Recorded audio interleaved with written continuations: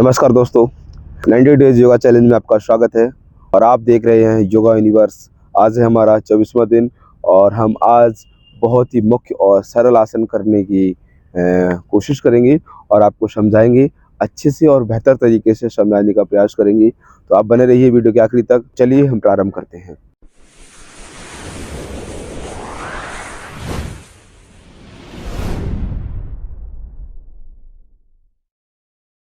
सबसे पहला जो हमारा आसन रहेगा वो रहेगा वालासन और उसे हम शशांक आसन ही बोलते हैं। हालांकि मैंने उससे कई बार कराया है, पर आज हम विदाउट वार्म अप हर चीज़ करने वाले हैं। तो आपको ध्यान रखना है कि आप वार्म अप पहले कर लें, चाहे थोड़ा बहुत वॉक कर लें, चाहे थोड़ा बहुत सूर्य व्यायाम कर लें या फिर जॉगिंग या सूर्य नमस्कार कुछ भी कर लें।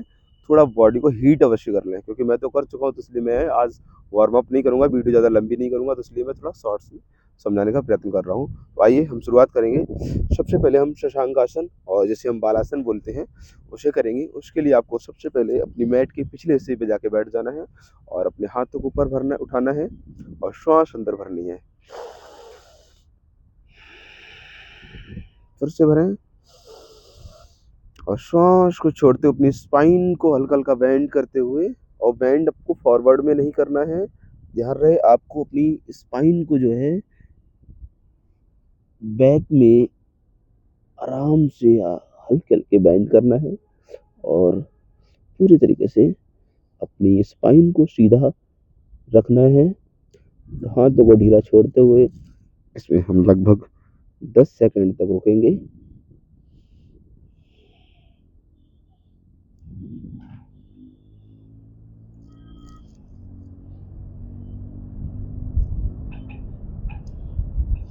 और आराम से वापस आएंगे। इस आसन की विशेषता ये है कि अगर आप कहीं भी बहुत ज़्यादा थक गए हैं, आप वर्कआउट करके बहुत ज़्यादा थक चुके हैं, आसन करके आप बहुत ज़्यादा थक चुके हैं, तो आप इस आसन में आ जाइए। आपको रिलैक्स बहुत जल्दी मिलता है, क्योंकि आप अपने सिर को नीचे रख देते हो।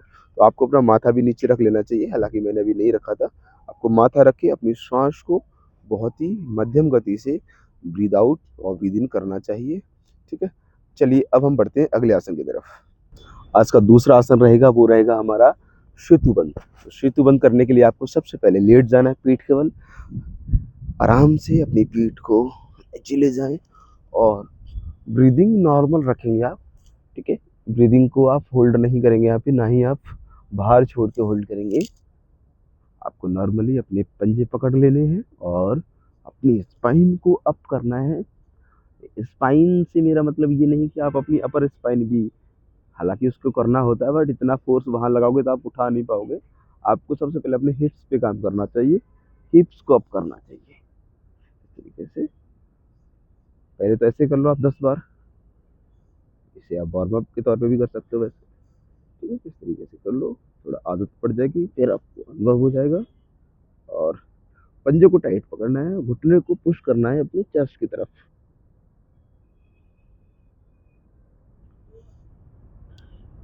इस आसन को जब आप होल्ड करेंगे तो आपका कंठ दब सकता है, तो थोड़ा सा ध्यान देना है, कंठ को न दबा के आप नॉर्मल होल्ड रखें ज़्यादा देर तक। ठीक है, आइए मैं दोबारा करता हूँ।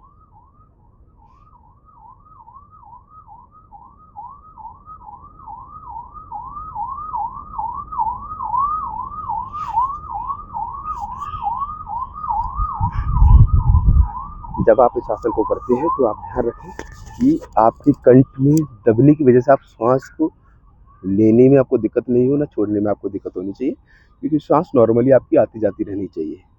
दूसरा, आपको अपने शोल्डर ज़मीन पे रखने हैं, आपको गर्दन सीधी रखनी है, सिर के बल पे नहीं आना है। ऊपर से आपको अपनी हिप्स अप करनी है, थाई पे जोर देना है अपनी चेस्ट की तरफ। तो आपको टेबल बनाना है एक। ठीक है, इस तरीके से आसन को करना है। इस आसन के कमर दर्द के लिए बहुत अच्छा आसन माना जाता है। हालांकि योग के आसन, हर आसन के अलग अलग लाभ हैं, बट सभी करते रहिए तो आपका शरीर संपूर्ण रूप से फिट रहता है। तो आसन हर एक करना चाहिए। चलिए अब हम बढ़ते हैं अगले आसन की तरफ। ताड़ासन करेंगे। ताड़ासन को करने के लिए आपको सबसे पहले अपने बॉडी की लाइन में अपने पैरों को नीचे रखना है और पंजों को साइड में नहीं रखना है, ना ही अंदर रखना है, ना ही चिपकाना है। बिल्कुल थोड़ा सा डिस्टेंस रखना है और अपने हाथों को लॉक करना है, फिंगर लॉक, और सामने से श्वास भरते हुए हाथ ऊपर करने उठाते हुए, और नाभि अंदर करनी है और पंजे को ऊपर खींच देना, उठा देना है।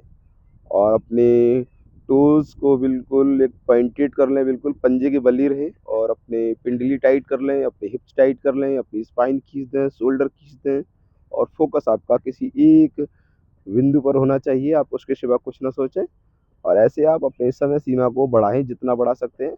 10, 20, 30, 40, 50 जितना सेकंड आप रोक सकते हैं, मिनट रोक सकते हैं, मिनट रुकिए, है ना? इस तरीके से आपने ताड़ासन को कंप्लीट करिए।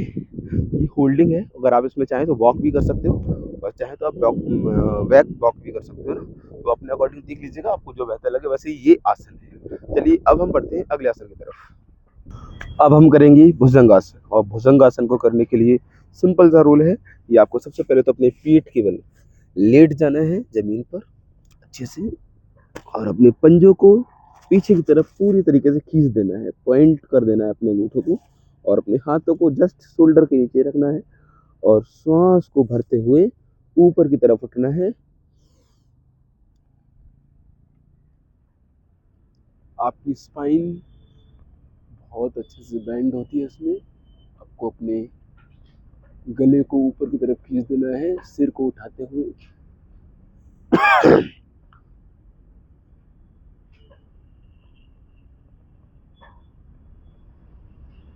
और श्वास को छोड़ते हुए नीचे आ जाना है।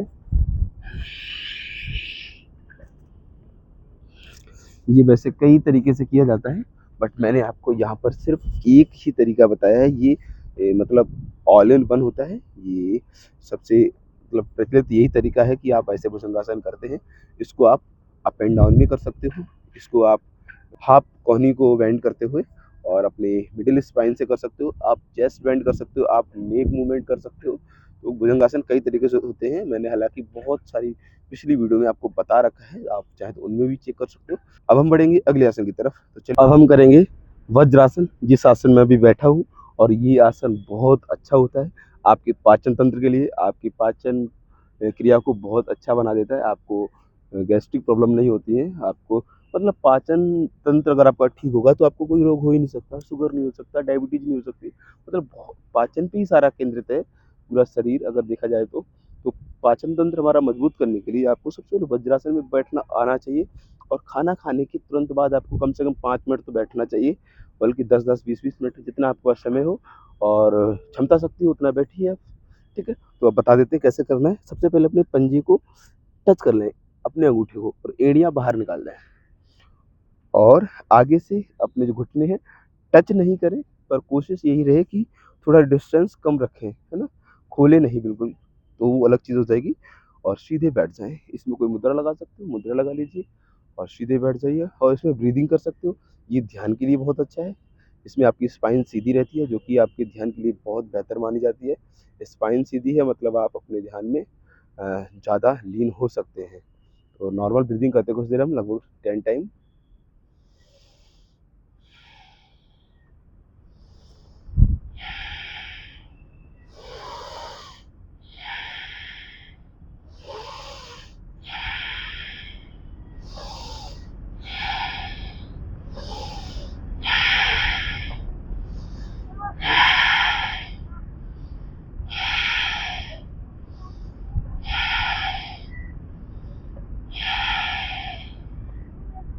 इस तरीके से आप इसमें खाना खाने के बाद शाम को ज़रूर करें, सुबह भी करें। समय जितना ज़्यादा हो आपके पास उतना आप इस आसन में बैठकर इस आसन में इस तरीके से अभ्यास करें। आपके पाचन तंत्र में बहुत अच्छा सुधार आने वाला है और आप इसमें अपनी ब्रीदिंग पे भी ध्यान दे सकते हो, जिससे आपका ध्यान बहुत अच्छा होने वाला है। तो चलिए आज के लिए इतना ही, मिलते हैं अगली वीडियो में। तब तक के लिए जय हिंद, वंदे मातरम, भारत माता की जय। और अगर आप हमारे चैनल पर नए हैं तो चैनल को सब्सक्राइब अवश्य करें, क्योंकि आपकी सपोर्ट की हमें बहुत आवश्यकता है और हमें अपना ये योग का प्रचार प्रसार बहुत अच्छी स्तर पे करना है।